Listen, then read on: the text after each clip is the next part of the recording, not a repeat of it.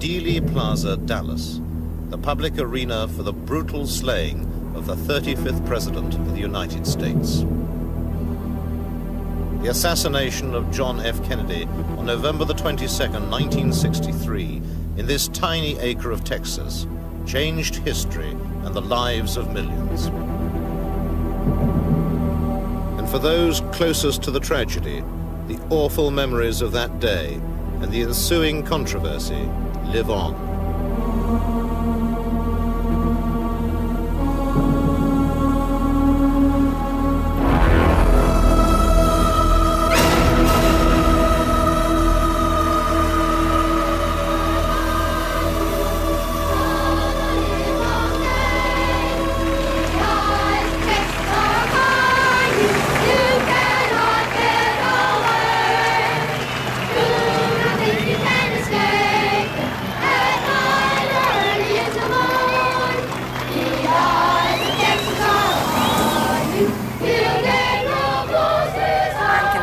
No one will ever convince me any differently that the shots came from the area of the picket fence on the grassy knoll. No one will ever convince me. I saw it. I believe that's where it came from. And the only way that I'm ever going to believe any different is when I stand before the judge on the judgment day and he tells me. But I know what I saw, and that's what I saw. Major Phil Willis, with his wife and daughter, was also in Dealey Plaza. He is certain that the fatal headshot came from the grassy knoll. Hell, I'll tell you, 90% of the people in Dallas, Texas, and probably the United States have heard all this over, have since decided that, as well as the second investigation held in the House of Representatives in Washington. And no one will ever convince me. I know damn well the shot that blew his head off came from the right front. It had always seemed to me that had the car speeded up, had there been better reaction on the part of the driver, they were only yards from what at least I perceived to be safety by getting on the expressway. But the car seemed to it didn't move. After that first shot, it just didn't move. And the thing that has, over the years, continued to rather haunt me about the whole situation was the feeling that, did that first shot miss, as I felt it had? If it did miss, had that car speeded up, would he be alive today? Even now, those eyewitnesses closest to the killing suffer their own haunting images from that dreadful day. The headshot, seeing his head blow up, I can see it just as plain. It's red, it's very brilliant, it's cone-shaped, going back. That's my impression. Sad, but true. I would agree with my mother. The headshot is so traumatic and permanently emblazoned in my mind that that and the sadness of the assassination, that'll be forever in my memory. Very sad, very traumatic. Went over on another knoll over the other side of Dealey Plaza and just lay down on the grass and vomited, and I was just sick. And then when we took my film out to Kodak out near Love Field and saw Air Force One taking off, and I was listening to it on the radio, it was hard to believe it was true. And I began wondering then, and I have never stopped wondering to this day what this world might have been like if it had not happened. It's affected my life in many, many ways. I suppose the most immediate effect was, as I said, I stopped being in some ways young on that day. I had been very idealistic, very politically involved. I had really believed that you could make changes. I saw that it didn't really matter what you had or what you did. It could all be gone in an instant, no matter who you were or what you had to offer. It could be gone in a flash. And that's a pretty profound thing to learn at 23 years of age, that it can just end. And for reasons that you have absolutely no control over. So in a sense, I said that was the day that marked the end of my youth. And I remember one line that always struck with me at the time. It said, "The most profound of sin is tragedy unremembered." And I've never forgotten that line, and I feel almost a duty. I don't get on soapboxes and talk about it all the time, but when there is an occasion, and particularly within my own family context, I feel it's very important to remind people what happened, and that it can happen again, and that nothing in life is a guarantee. He wasn't just the president elected by some unknown party out there. He was elected by us, the citizens of the United States of America. He was my president, and I felt very personally violated. And then to see him assassinated that way, so graphically, it was horrifying. My president. As the motorcade slowly passed the grassy knoll in Dealey Plaza, the shots rang out, and Kennedy was dead before his car reached the underpass.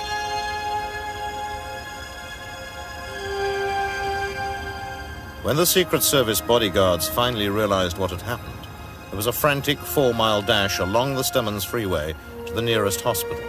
At Parkland, Kennedy was rushed to Trauma Room 1, where surgeons did everything they could to revive him, despite the massive head wound observed by Dr. Robert McClelland. It was not a small opening at all. I would estimate that probably a quarter, or at least a fifth, of the back right side of the skull was gone. I stepped up and looked, and I could see inside President Kennedy's head on the right side near the back. We call it the occipito-parietal area. And the scalp had been torn apart there, and the skull had been blasted open by the effect of the high-velocity missile. I thought it was probably an exit wound because, generally speaking, high-velocity missiles of that type will enter through a rather small opening, and by creating a blast effect and by the tumbling of the bullet, it will then, as it exits the body, leave a large hole. Particularly large caliber bullets, like from a .45 or from a deer rifle or something of this sort, would cause that kind of massive exit wound.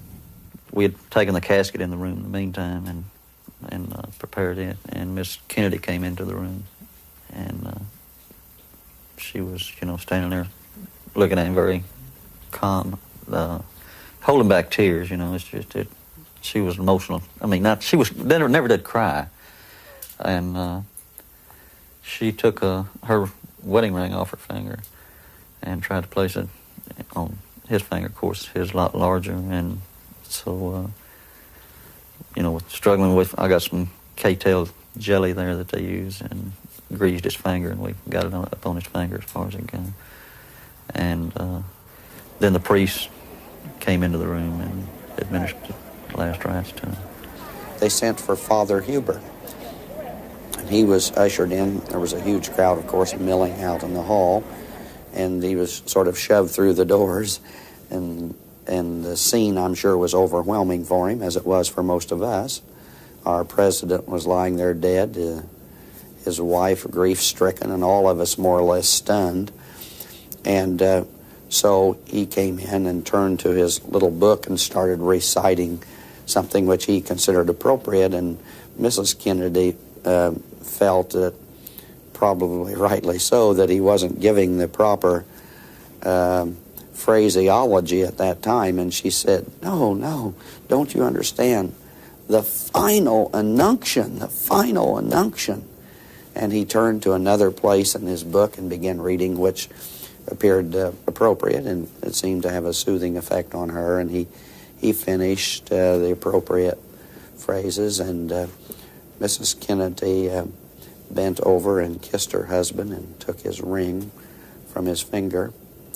And then she went outside the door of this small room and sat down on a chair immediately outside the room. I didn't see the wounds. They had him completely, his head was completely wrapped in a sheet-type bandage. The body, he was nude. when we pick up a body, as we train at it, my position was to take the head, place my hand underneath the head, and the other hand goes underneath the back of the spine at the waist.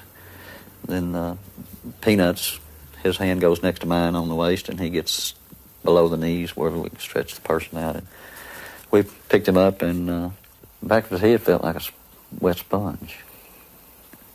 It was just real soft. And as if, a skull was, part of his skull was missing. We just had some. While the president lay dead at Parkland, another tragedy was unfolding a short distance from downtown, in the Oak Cliff district, where police officer J.D. Tippett had been gunned down by an unknown assailant. It came out over the radio that the suspect had gone into the Texas Theater. Well, we continued on into Texas Theater, and Kenneth and I entered the theater, and about the time we entered, well, some more officers came in behind us, and there were also some officers around the back. While we were in the theater, probably 150 to 200 people had gathered out front of the theater, attracted there by all the noise. They had been told on television that the president had been shot. At this point, nobody knew whether he was dead or not. All these things happening this close together, they thought probably the suspect we had was maybe connected with the shooting of the president. And so we were hearing yells like, "Get him, let's kill him, let's take him." And we were all thinking, well, we just had to risk our lives and fight over a gun to get the man, and here we are, we may have to shoot somebody else to keep him. When Oswald was first brought into the homicide office, I heard this commotion, and I looked up and I saw him. He was handcuffed with his hands handcuffed behind his back. And at that time, he refused to tell me who he was. He said something to the effect, "Well, you're the cop, you figure it out." Later that day, Detective Rose led a search of the house in Irving, where Oswald's wife, Marina, lodged with her friend, Ruth Payne. 6 officers came to the door, and they said they had Oswald in custody for shooting an officer, no reference to the president, and they asked if they could come in. I asked if they had a warrant, and they said no, but we could get one right away, and they were obviously very tense and nervous, and I, was stunned by their arrival. On Saturday morning, after the assassination on Friday, we went back to the Payne residence in Irving. I had obtained a search warrant from Judge Joe Brown, Jr., and wanted to do a more thorough search than I had previously done of that residence. Some of the items we found in this search was a photograph of Oswald standing in front of a house with a rifle in one hand, a newspaper in the other hand, and a pistol on his hip. At no time did I suspect he had any kind of gun. That picture showed up later with that Marina had taken. I recognized the location as the back of their Neely Street apartment, because she'd taken me out there to pick some flowers to take home one time when I was visiting there in the spring before. And as you know, that he was carrying both the rifle and the pistol at that point. Other items we found was, of course, a small Minox miniature camera, it's called. It had a roll of film in it. We never did develop that film. It was later turned over to the FBI, so I don't know what turned out to be on that film. We found a great amount of communist literature, communist books. I couldn't tell you just what all it was, but it was a large box. We brought all the evidence in, and Captain Fritz decided to conduct a further interview of Oswald and had him brought into the homicide office for interrogation. I sat in on that interrogation. Captain Fritz at one point said, "Mr. Oswald, you told us that you had never owned a rifle or a gun or a weapon of any sort. Is that right?" And he said, "That's right. I never owned a gun in my life." So Captain Fritz showed him the photograph and said, "Well, how do you explain this?" He looked at it, and he got visibly mad. He seemed shaken, and he said, "Well, that's just simply my face superimposed on someone else's body there. That's all that is." Another senior detective sitting in on Oswald's high-level interrogations that weekend was Jim Lavelle. Mr. Kelly with the Secret Service who was the head of the Secret Service out of Washington, had flown in, and I guess it was the next day, perhaps on Saturday, asked him if he knew anybody named Alex Heidel. He answered no, and they asked him if he had ever used that name at any time, and he answered no. And he said, well, isn't it a fact that when you were arrested, you had an identification card with your picture on it and that name on it and your billfold? He said, I believe that is correct. And Mr. Kelly said, well, how do you explain that? And he said, I don't. During my tenure with him, he was a very calm and cool and collected individual. All of his answers were very concise and to the point. He didn't volunteer information, and he certainly didn't admit to anything. Mr. Kelly also, in the same time when he asked him about the Alex Heidel, he knew that Oswald had been involved in this fair play for Cuba in New Orleans.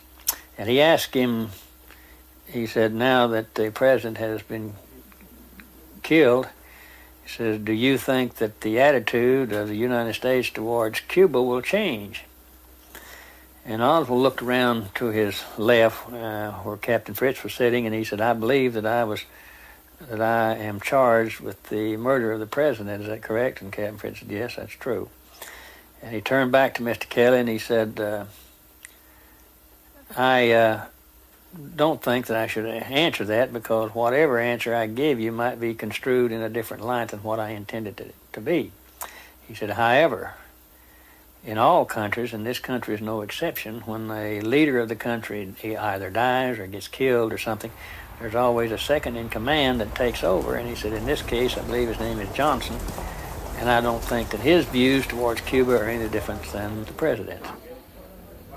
An early arrival at police headquarters was the FBI agent in Dallas who'd been assigned to keep an eye on Oswald prior to the assassination, James Hosty.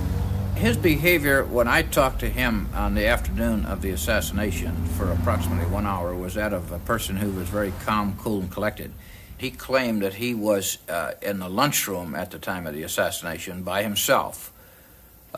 He was also asked by Captain Fritz, did he bring a weapon into the building that day, and he said no, he had not, but he had seen the manager, Mr. Truly, had brought a rifle into the building a day or two before. This was later checked out and proved to be true, that Mr. Truly had brought a rifle in and he was going to go deer hunting with it and shown it to several of the people in the building. The interview was terminated because Oswald was taken out for a lineup. Oswald was placed in 4 different lineups, 3 on Friday, a 4th on Saturday. In the first 2 lineups, Oswald appeared with 2 police detectives and a jail clerk. These men were wearing clothing quite a bit nicer than Oswald, but moreover, they did not resemble Oswald in appearance. They were heavier, older. One of them had blonde hair. The police gave fictitious names and occupations. Oswald gave his real name, his real occupation, to Texas School Book Depository. This information was being widely disseminated even by the time of the first lineup. In the second and third lineups, Oswald appeared with men who were quite a bit heavier, older. Some of them had blonde hair. And in the fourth lineup, which was the most outrageous of all, Oswald appeared in the lineup with 2 teenagers and a Mexican. And in the second, third, and fourth lineups, Oswald complained bitterly to police about the manner in which the lineups were being conducted. And he berated the police, demanded legal representation, and it was very, very apparent to any witnesses that Oswald was the suspect. There are established criteria for the fair and proper conduct of police lineups. By any stretch of the imagination, every rule in the book was violated by the Dallas police in the conduct of each of the 4 lineups that weekend. When they first filed against Oswald for killing President Kennedy, they put in the complaint that Oswald did kill President Kennedy in the furtherance of an international communist conspiracy. The White House called down to the district attorney and vehemently objected to that, in which then the district attorney removed this statement from the original complaint. Because of this, the White House was extremely upset with the local authorities, And we were under the strictest orders not to give them any information whatsoever at all about Oswald. This caused them to jump to the wrong conclusion and think that we were hiding something about ourselves when we were really cloaking the information about Oswald's Soviet and Cuban connections. In Mexico City, 2 months before the assassination, a man claiming to be Oswald had visited both the Soviet and Cuban embassies, demanding a visa allowing him to travel to Russia via Cuba. He was unsuccessful. The American authorities were aware of this trip. I asked him if he'd ever been to Mexico City, and he became quite upset about that. But this was more, he was more startled. And he said something to the effect, "How did you know about that?" And then wouldn't speak about it anymore. Whether it was Oswald or an imposter in Mexico City, it was a connection that the American authorities were anxious to conceal at all costs. James Hosty gives the official explanation for this cover-up. Oswald had been in contact with V.V. Kostakov, who was the Soviet KGB chief of assassinations and sabotage for the Western Hemisphere. I think the fact that Oswald had been in contact shortly before the assassination with a person of that nature, and due to the fact that he had spent 3 years in Russia, this would have caused the American public to become so outraged that it could have led to World War III. I believe for this reason they decided that they would keep this from the American public. Whatever the real mission was in Mexico City, the American authorities at the highest level were determined that it should never be revealed. In Mexico City, the CIA agents were instructed to cease and desist their investigation of a possible Castro connection to Oswald's assassinating of President Kennedy. There was a near mutiny among the CIA agents over this order to stop the investigation. The ambassador to Mexico City stated he was given orders from his superiors to stop the investigation, and then commented, well, if the president's own brother agreed with it, I guess we'd have to go along with it, which would indicate to me that Attorney General Robert Kennedy concurred with the order to stop the investigation of the Castro connection to Oswald.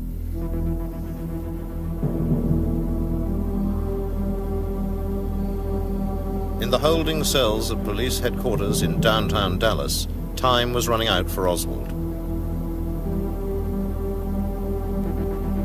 Throughout the relentless interrogations, he had offered no information other than vehemently protesting his innocence of the murders of both the president and Officer Tippit. 24 hours after his arrest, he was still without legal representation. Oswald called me from the jail on Saturday after the assassination. He actually called twice. The first time in the afternoon, he just asked me to try to reach a lawyer that he was trying to get to represent him. And I said I would, because I thought he should have representation, but I frankly was stunned that he called, that he asked for something from me at that point. That was a very brief conversation, and his voice was very flat. Detached, like as if there was no momentous event going on around him or around me. And then he called again in the evening to try to reach Marina, and just asked for Marina just as if it were any weeknight after work. And he normally did call her then. Again, just very detached, very, very separated, it seemed to me, from what was going on. For the rest of that day, and most of the following morning, Oswald's time was filled with more unrecorded interviews with police officials. Shortly after 11 o'clock on the Sunday morning, his move to the greater security of the Dallas County Jail began. When we started to transfer him that morning, we brought his stuff down to him, and that included a couple of sweaters. I believe one was a beige and one was a black sweater. And it was a little cool, so we asked him if he wanted to wear one of the sweaters, and he said yes. And I asked him which one. He said, I believe I'll wear the beige one. And he started to take it, and he said, no. I said, I think I want to wear the black one. I don't know why, because it wasn't the best sweater. But anyway, took the cuffs off of him, gave him the sweater, and he put it on, and cuffed him again. And in talking with Chief there, I suggested to him that morning that we take Oswald out of the elevator on the first floor, put him in a car on Main Street where there wasn't any people, and we could be into the county jail before anyone realized that we were transferring him. But he did not agree to that because we were already obligated to transfer him so the press could take pictures and everybody else could see it. So, you know what happened. Ruby shot him and us holding him, so which is not good. Now the prisoner wearing a black sweater, he has changed from his T-shirt, is being moved out toward an armored car, being led out by Captain Fritz. There is the prisoner. Do you have anything to say in defense? Oswald has been shot. Oswald has been shot. Mass confusion here. Holy mackerel. A shot rang out as he was led into his car. The shot. There's a mass confusion there. I had Oswald, in addition to being handcuffed to him, I had my left hand hooked into his belt on his right-hand side. And I pulled back with him, trying to pull him behind me. But without any leverage, I wasn't able to move him to any distance. What I succeeded in doing was turning his body a little bit. Ruby would have shot him if I had not turned him dead center just about where the navel is. As a result, by me pulling on him, trying to turn him in that reflex action, he shot him over here about 4 inches to the left of the navel. The bullet went all the way through him and lodged just under the skin on the right-hand side. If it had been a little better, a little higher caliber or more powder in the bullet, it would have gone on through him and hit me approximately in the same place.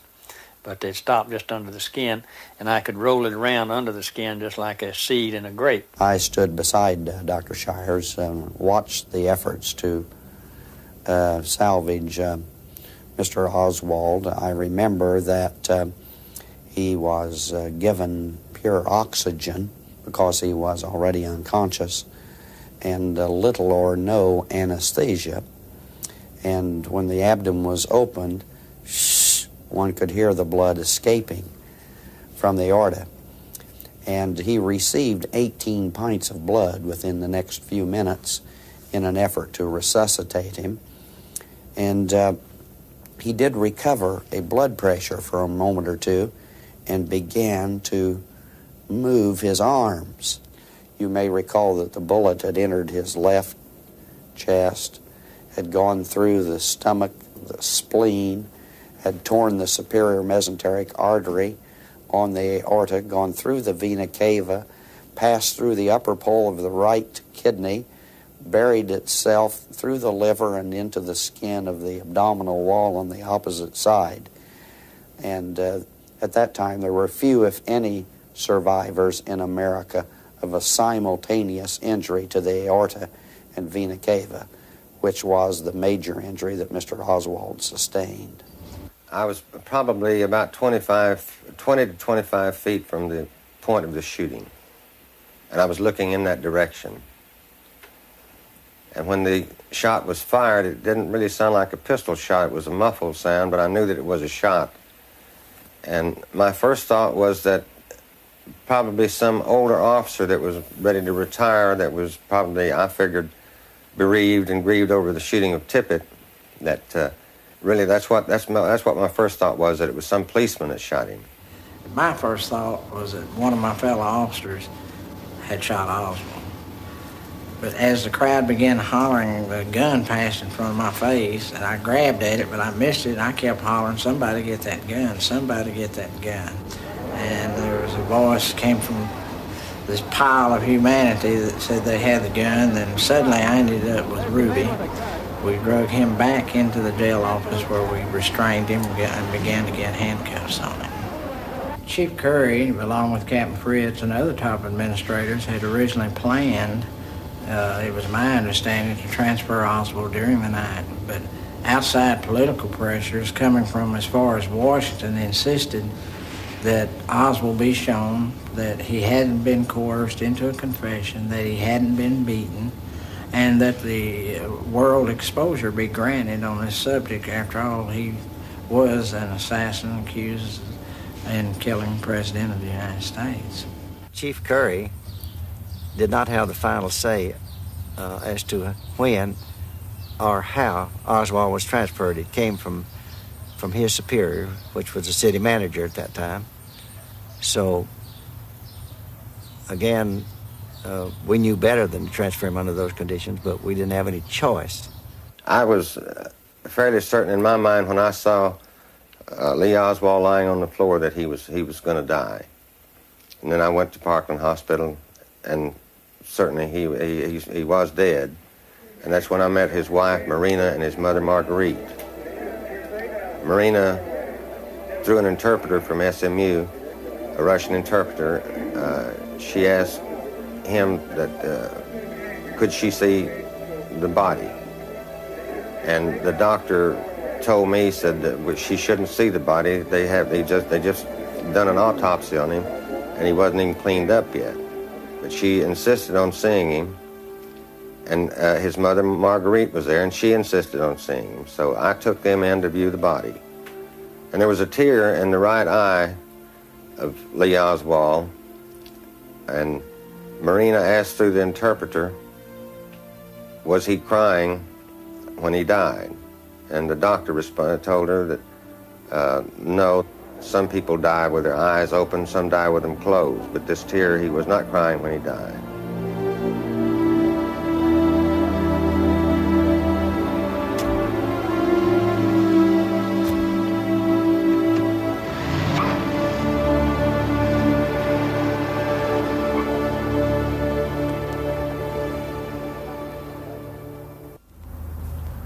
Paul O'Connor was a medical orderly who assisted at President Kennedy's autopsy on the night of the assassination. For many years he was prevented, under threat of court-martial, from talking about his frightening experience.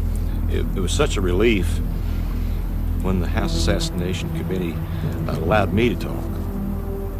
Then I could get it off my chest. It was such a relief to do that.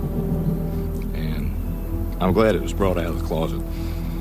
At least I don't have to walk around the rest of my life bursting at the seams waiting to say, you people don't realize what I did or what I saw. You just believe what you heard or told to believe. And you know he was shot, you know he was dead, and you know he was buried. And that's all the general public knew. They didn't know about what we knew. And that was a hell of a feeling to carry around with you. In speaking out about what he saw at the Washington autopsy, Paul O'Connor has exposed major discrepancies in the official account of the events of that night, and in particular, the president's wounds. In Dallas, minutes after the assassination, the doctors at Parkland Hospital, in addition to noting a large wound in the back of Kennedy's head, had also observed a small wound in his throat, as Dr. Robert McClelland explains. Dr. Perry told me as I was helping him do the tracheostomy that he had made the incision, which goes this direction across the neck, for placement of the tube in the windpipe through the little wound that had been in the front part of the neck, apparently about here, and as I understand, nicked the tie a little bit in coming through. And I estimate from what he told me that the size of that tiny little injury on the front part of the neck was perhaps the size of the end of my little finger, very small. What I would usually think about that kind of wound and what I thought about that one from his description of it was that it was most likely an entrance wound. Saw a picture of the throat wound. Nice little neat wound about like this is what they showed in the picture.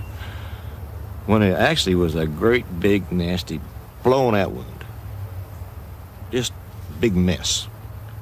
Why they would say this is what it looked like when it didn't is just beyond me. Because the rendition is just totally fabricated. But the official autopsy photographs are not the only dubious aspect of that night's activities. When somebody is shot and killed, they usually do what they call a legal post-mortem. And that involves plotting a trajectory of a missile, where it comes in and goes out, and what angle it was. And we didn't do any of that at all. They weren't really interested, it seems, on how it happened, where it happened from. Nobody had mentioned whether he had got shot in the front or the back or the side or what. I remember that Dr. Humes was just about ready to pull his hair out because he was a very meticulous person. And he'd start to do something, and Admiral Berkeley would say, "Don't do that," and he'd just tense all up, and we'd have to go to some other procedure. And I thought to myself, this is a very unbelievable, strange night. I felt like I was in some kind of a horror story that was real. But what really scared me was about several days later, after the autopsy, we were ordered into the commanding officer's office, all of us that had anything to do with the autopsy, where we signed orders that stated under penalty of general court-martial, you will not divulge any information or talk to anybody. That's what scared me. Dr. Cyril Wecht, a distinguished forensic pathologist and a fearless critic of the cover-up, believes the truth can still be established. I think it would still be possible, even today, to determine how, in fact, John Kennedy was killed, to be able to prove that there were two people firing. I would like to see a real murder investigation conducted. I would like to see FBI agents and other law enforcement people going to individuals who are involved in the chain of custody, find out where the brain is, find out where the codochromes of the interior chest wounds are, find out where the microscopic tissue slides are. I would like to see all of the evidence brought together and a thorough scientific analysis undertaken. I would also like to see repeat experiments done shooting a Mannlicher Carcano with 6.5 millimeter military type ammunition through goat carcasses and human cadavers to simulate the bony fractures in Governor John Connally, and let's see what those bullets look like. Those things can be done. If they are done, then I am convinced that the Warren Commission report will crumble like a house of cards. And of course, the people on the other side, they're not stupid. They are also convinced that that is what would happen, and that is exactly why such a new investigation is not being undertaken.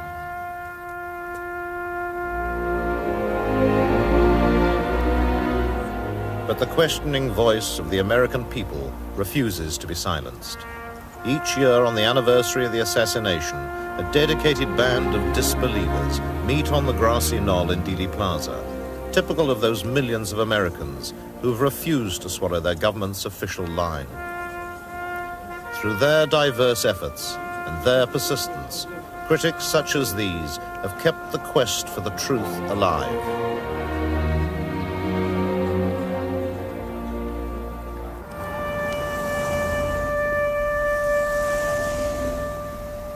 As with most people, I believed the Warren report at first. I think we all had to. We needed to know that there was no nameless they that got away with this, that it had been solved. But the more that was written, the more that we learned, the more questions there were. For every question that was answered, there were 10 more new ones that needed to be answered. And I felt that for my own sake, for all of our peace of mind, we needed to know more of what happened to President Kennedy. They didn't tell us the truth. It's a very valid criticism of the Warren Commission that it failed to follow up many, many important leads and witnesses that came to its attention. One of the best examples, I think, is the fake Secret Service man up on the grassy knoll and a Dallas police officer. Within a minute or two after the shooting, Officer Joe Marshall Smith ran up on the grassy knoll following the other witnesses. That's where they all went initially. And Joe Smith pulled his pistol when he spotted a man behind the picket fence up on the grassy knoll. And this was a man dressed in coat and tie. And this man, even looking right into Smith's revolver, said, "Hey, I'm Secret Service." And he pulled out some credentials that, to Officer Smith, indicated that this man was legitimate. Smith left him alone and went away, investigating other areas in the plaza.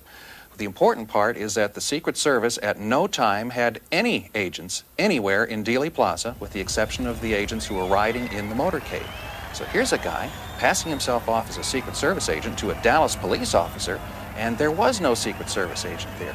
The Warren Commission either didn't know that, or didn't want to know. They didn't even ask Officer Smith pertinent questions about that encounter. And to me, that's one of the great failings of the Warren Commission, and a typical example how important evidence was overlooked initially or lost at that time. There was some new evidence that came out in late 1976, evidence that I was responsible for, in that the researchers had long been aware of recordings of the Dallas Police Department's radio channels. The department was using 2 at that time. And some interference began just a couple minutes before the assassination occurred. And that interference continued for 5 minutes or so after the assassination, and it effectively blocked all police communications on their main channel. What wasn't known was which officer was responsible for it. My thinking was that if the officer were in or very close to Dealey Plaza, his open microphone may have picked up the sound of the shots. From that theory sprang an investigation by the House Assassinations Committee, and after some digging they found what they thought were the original recordings. They had the scientists analyze the recordings and decided that after some tests and then firing some test shots in Dealey Plaza and recording those, that there were 4 shots fired during the assassination, perhaps as many as 6. And that, of course, proved conspiracy. For 2 years, through political turmoil, the House committee flourished. It investigated areas that needed to be investigated, some that we hadn't thought of before. Others, unfortunately, were overlooked. And as a result, after the dust cleared, we were given a report. The report said, yes, there was a conspiracy, but a very limited conspiracy. There were at least 2 people firing at President Kennedy. Much of the evidence leading toward involvement of government investigative agencies, perhaps in the actual murder, perhaps just in the cover-up, were all pretty much glossed over. Some recommendations were made to the Justice Department. They were never followed through. During the House Assassinations Committee hearings, the FBI and CIA admitted that they had withheld evidence, that they had obstructed justice. Not a single person was ever put to task for this. They were just allowed to go, and that's the way it remains till this day. We can't know the truth unless we have subpoena power and people that want to know the truth. If they don't want to know the truth, whether because they don't believe in it or because they feel it's politically advantageous to themselves not to investigate it, then we'll never know the truth. But how can this country go on? After a quarter of a century of this cover-up, how can we build on that? We're building on a lie. We've got to know the truth. The House Select Committee on Assassinations concluded, primarily on the acoustics evidence, but not exclusively, that there were 2 people firing shots in Dealey Plaza. And they decided, based on the scientific evidence that took a period of some 9 to 10 months to analyze fully, that shots number 1, number 2, and number 4 all came from the Texas School Book Depository building. But shot number 3 did come from the grassy knoll to the president's right front. Therefore, it's inescapable. Conspiracy because there were at least 2 shooters. So all this means that according to the United States government, there are now 2 official conclusions as to what happened. The Warren Commission says there was 1 shooter and 3 shots. The House Assassinations Committee says 2 shooters, a total of 4 shots. There's a conspiracy or there isn't. That's where we're stuck, and we have been since 1978. Given the nature of the president's most powerful enemies at that time, and who had the most to gain from the assassination, my feeling is that there are 4 groups that are suspect. The more militarily oriented of the anti-Castro Cubans, the people who felt betrayed by President Kennedy after the Bay of Pigs, the mob, who wanted the gaming rights back in Havana. They were losing millions of dollars every day since Castro closed the casinos. The ultra-right wing, who hated President Kennedy for virtually everything he stood for. And the ultra-right wing hawks within the CIA, the ones who had been fired, or people related to those politically, who had been fired by President Kennedy after the Bay of Pigs. They all had a common goal. They wanted the president out of the way. They wanted Cuba clear of Castro and the communist threat in the Western Hemisphere. They had the most to gain. They had the motive, the opportunity, and the means to kill President Kennedy. If that is the cake, then the icing on the cake is the president's decision to withdraw the troops from Vietnam. That was the CIA's war. They wanted it, they wanted to promote it, they wanted to push it. The people who I think had most to gain, as they saw it, were the military-industrial intelligence complex. It's a myth that the intelligence agents don't make policy. They make it all the time. They always say they're carrying out policy, and sometimes they are. The people who had most to gain were those who didn't want the peace in the world that John Kennedy had tried to turn the world toward when he and Khrushchev worked out the solution to the Cuban Missile Crisis. The people who didn't want John Kennedy to be president were those who were making incredible fortunes from war production. Had Kennedy lived, I think we'd have had no Vietnam War, with all of its traumatic and divisive influences in America. I think we would have escaped that. I think the world would have escaped the 50,000 odd Americans dead and 300,000 more wounded and over 500,000 more hooked on dangerous drugs and tropical diseases. The divisiveness of that war that so many of the people thought unjustified and unnecessary and it shouldn't have been there. It split this country widely, and many of those things have lingered on since. Kennedy made a speech at American University in June of the year before he died, and he said, we live in one world, we got to breathe in the same air, and we got to live together, we're going to die together. He was very disturbed by our involvement in Vietnam, which he inherited. And there came a time when he called his generals in and spoke to them, and after he spoke to them, the Pentagon issued a small statement saying that we have re-evaluated our involvement in Vietnam and find that we can begin to withdraw our men. The plan was to begin by withdrawing 1,000 a month. 17,000 were to be withdrawn by the time of the election, which was a year later. One plane load reached the United States when John Kennedy was killed. 3 days after the assassination, the body wasn't yet in the ground. The Pentagon issued what it called a re-evaluation of its re-evaluation. And they said simply that we found that our re-evaluation was optimistic. And the rest is history. The whole world turned around on it. The world will not within the lifetime of anybody living today recover from just that. Kennedy represented the voice of hope, a voice of opportunity, a voice for the future, uplift. People could hardly stand on their feet. They'd jump up and down when he came along the street. And this great voice of hope for the future of a better America was stilled by the assassin's bullets. And people were depressed and mourned over it and thought we have lost our brightest and best in the head. The most important effect once the Warren Report came out was disenchantment and disillusionment, especially of that college generation. I can't tell you how many collegiate audience reflected this. All people of all ages reflected it on the radio talk shows, which spent a lot of time on this. So people lost their faith in the government. And the government earned that loss of faith. And I think perhaps the second is more important, that when the government justifies a loss of faith, it really is a deep subversion. The strongest ally the cover-up has had has been the American media, both because they are unable or unwilling to accept the conspiracy or the fact of the conspiracy, or because they know better and are serving their masters well. One of the two. None of the things that the critics brought to light were treated responsibly by any responsible element of the press. If it hadn't been for the kookiest of all, the radio talk shows, we critics would not have been able to reach the people we did, and they were very important. The Washington Post resisted it, the New York Times resisted it, the major TV networks resisted it, unless you had something nutty, unless you had something dramatic, unless you had something they knew wasn't true. But substantial criticism never had a voice. And that's what the working of a democratic society requires. Most of all, when it's a crime of the magnitude of the subversiveness of this one, the assassination of a president.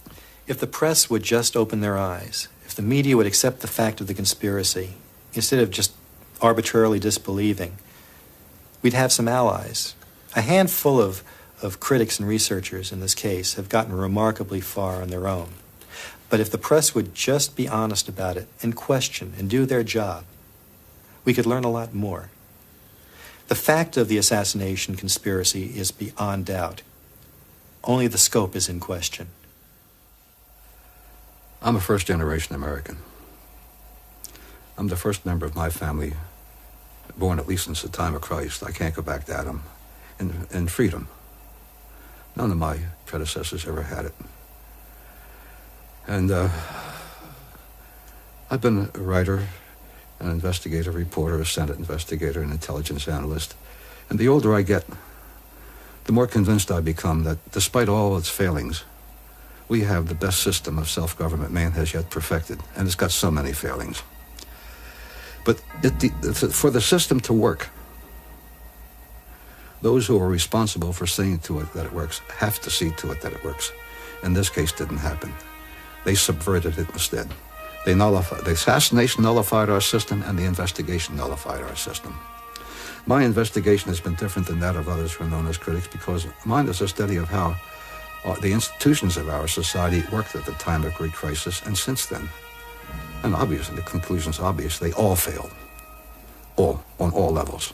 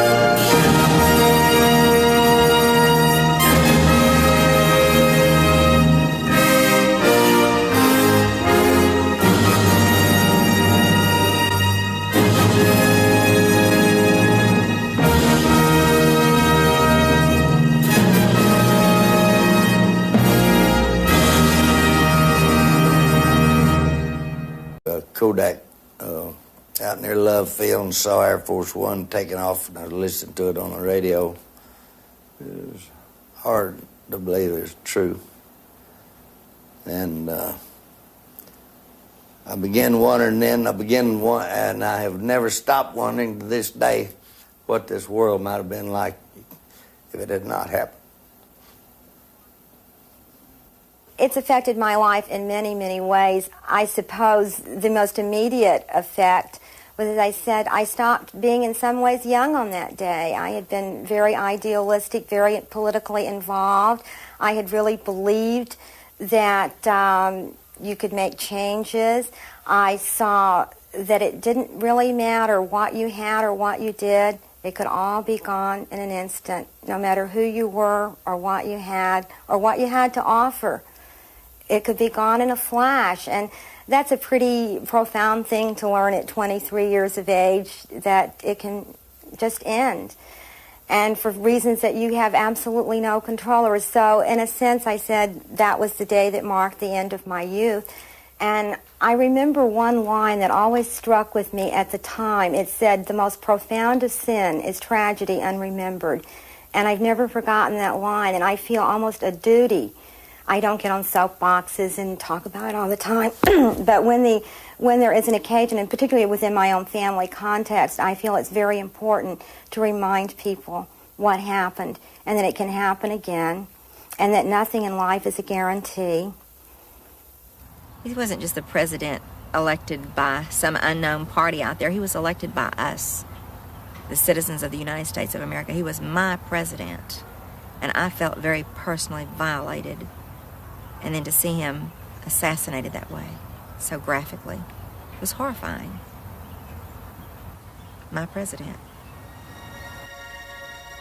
As the motorcade slowly passed the grassy knoll in Dealey Plaza, the shots rang out, and Kennedy was dead before his car reached the underpass.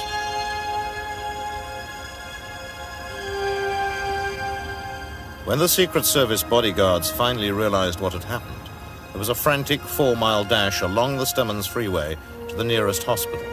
At Parkland, Kennedy was rushed to Trauma Room 1, where surgeons did everything they could to revive him, despite the massive head wound observed by Dr. Robert McClelland. It was not a small opening at all. I would estimate that probably a quarter, or at least a fifth, of the back right side of the skull was gone.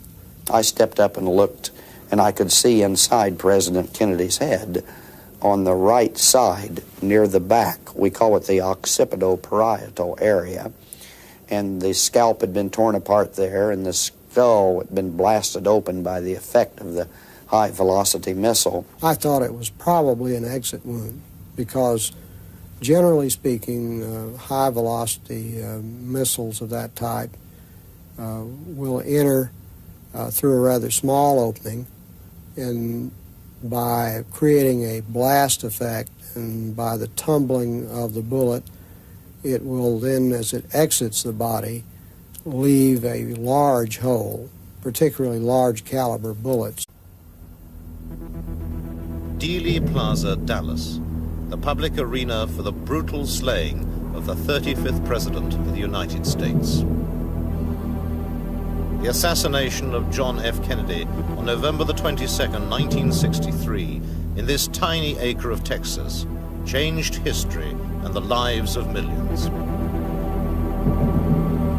And for those closest to the tragedy, the awful memories of that day and the ensuing controversy live on.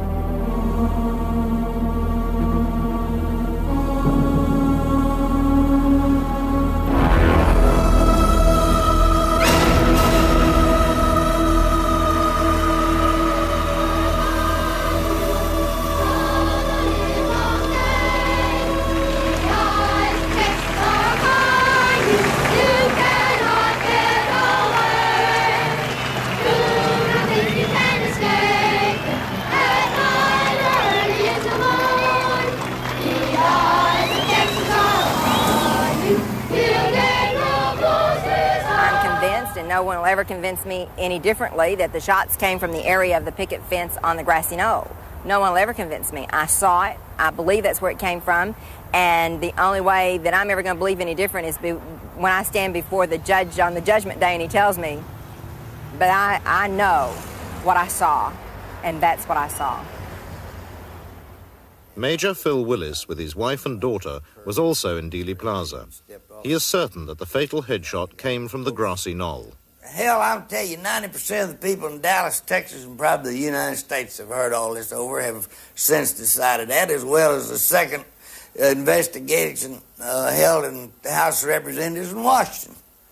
And no one will ever convince me. I know damn well the shot that blew his head off came from the right front. It had always seemed to me that had the car speeded up, had there been better reaction on the part of the driver, they were only yards from what at least I perceived to be safety by getting on the expressway.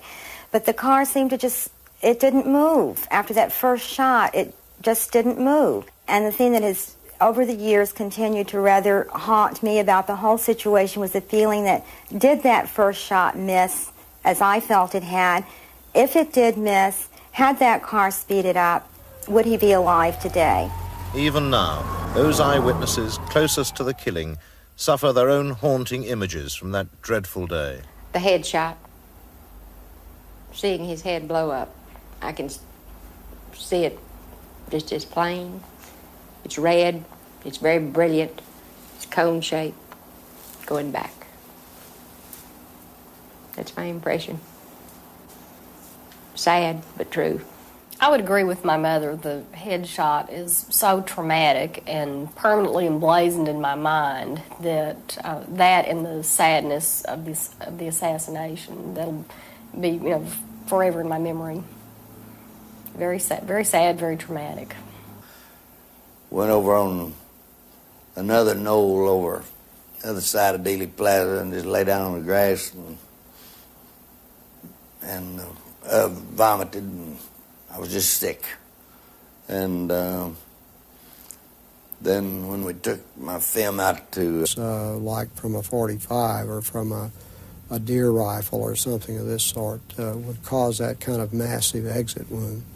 We had taken the casket in the room in the meantime and prepared it, and Miss Kennedy came into the room, and she was, standing there looking at him very calm, holding back tears. It's just she was emotional. I mean, she never did cry, and she took her wedding ring off her finger and tried to place it on his finger. Of course, his a lot larger, and so struggling with. I got some K-tail jelly there that they use, and greased his finger, and we got it up on his finger as far as it goes.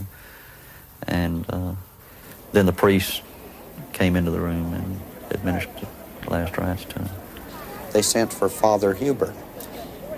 And he was ushered in. There was a huge crowd, of course, milling out in the hall. And he was sort of shoved through the doors. And the scene, I'm sure, was overwhelming for him, as it was for most of us. Our president was lying there dead, his wife grief-stricken, and all of us more or less stunned. And so he came in and turned to his little book and started reciting something which he considered appropriate, and Mrs. Kennedy felt that, probably rightly so, that he wasn't giving the proper phraseology at that time, and she said, no, don't you understand? The final unction, the final unction. And he turned to another place in his book and began reading, which appeared appropriate, and it seemed to have a